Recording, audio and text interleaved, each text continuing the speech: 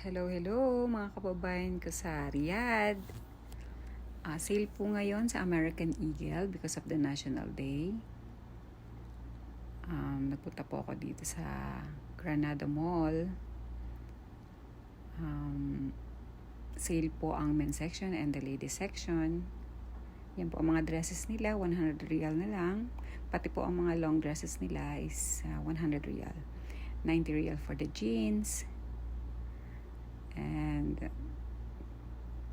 half price din sila sa mga shirts nila. For the men's section, 50 riyal yung mga polo shirts nila. At ang dami nilang mga sales ngayon. Halos lahat ang mga t-shirts from 50 or 55 I think. Nasa 30 na lang ngayon. May tig 50 din. Ayan, iba't ibang kulay. Meron din silang mga square pants, mga long pants. Ayan, mga long dresses. May jackets din, mga pangtulog, ganyan. Punta na po kayo.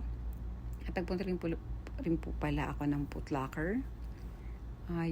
Iba't iba rin ang kanilang mga sale ngayon na brand ng shoes. Ang Nike, Adidas, New Balance, Puma, at marami pa po silang mga ngayon, stocks. I think for 2 days lang to. Ayan po, siguro nasa 30 to 40% po ang kanilang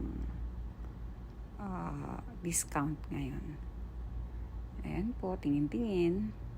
Pambabae, panlalaki, and mga pambata. Napakarami pa pong stocks nila. Kahapon, sugod na po. Ayan po, from 639 to 460 na lang. Napakaganda niya. Ayan po. Marami pa po kayong pagpipilian. Pati mga sizes, I think, available pa kahapon. Ayan. Napakadami niyan. At hindi rin ganun karaming tao kahapon din. Siguro itong Sabado, mas maraming tao kasi ito talaga yung day ng National Day. At ayan po, nagpunta rin po ako ng salamin at nagpakita. Salamat po. Enjoy po kayo sa shopping nyo. Thank you.